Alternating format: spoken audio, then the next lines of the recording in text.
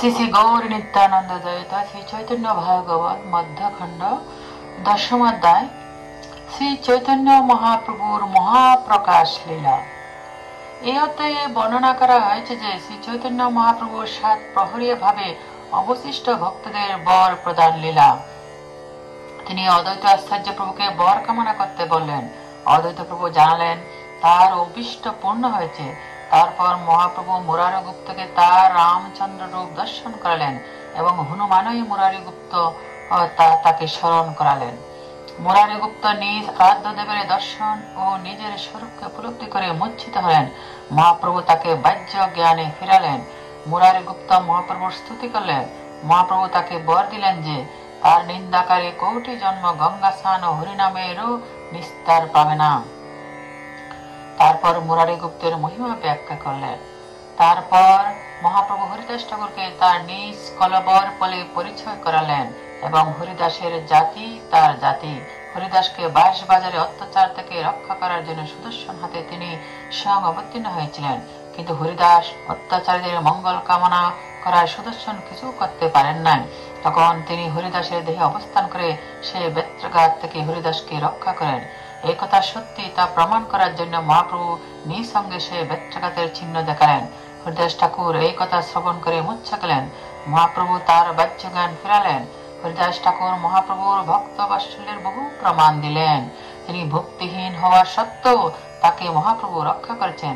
তাই মহাপ্রভুর নিকটে বর চাইলেন যাতে তার ভক্তদের উশিষ্ট পেতে পারেন এবং ভক্ত গৃহের কুকুর হতে পারেন। মহাপ্রভু তাকে বর দিলেন যে হরিদাসের ক্ষণিক সঙ্গ করবে সে অবশ্যই তার চরণ প্রাপ্ত হবে এবং হরিদাস বৈষ্ণব অপরাধ শূন্য শুদ্ধ মুক্তি লাভ করবে। মহাপ্রভু অদ্বৈত আচার্যকে তার পূর্ব মনোভাবের কথা স্মরণ করালেন। সে কিভাবে গীতায় শ্লোকের ব্যাখ্যায় সংশোধন করেছেন।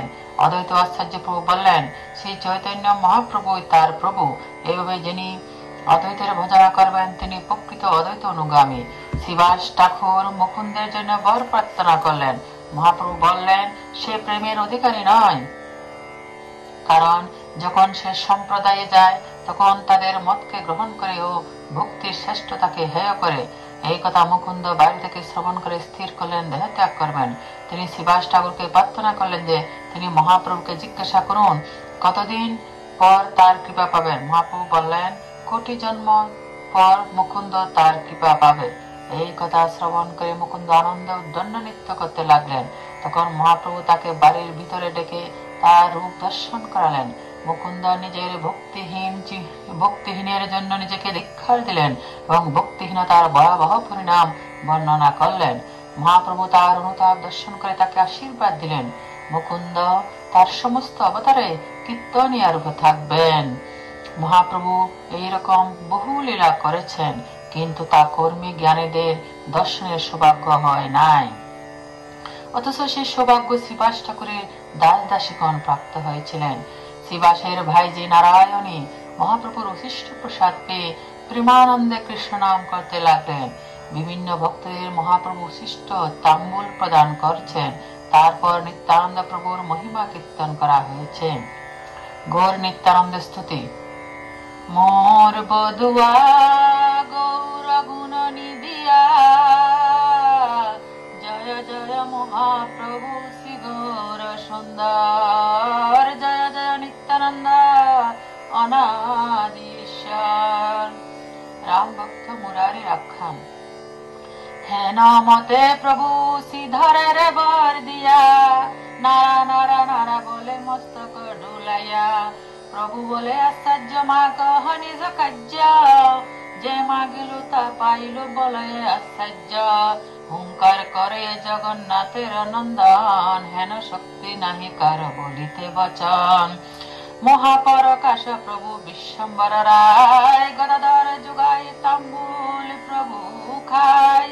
ধরণী ধরেন্দ্র নিত্যানন্দ ধরে ছত্র সমুখে অদ্বৈত আদি সব মহাপাত্র। মুরারিরে আজ্ঞা কইল মোর রূপ দেখ মুরারি দেখলে রঘুনাথ পরে দেখ।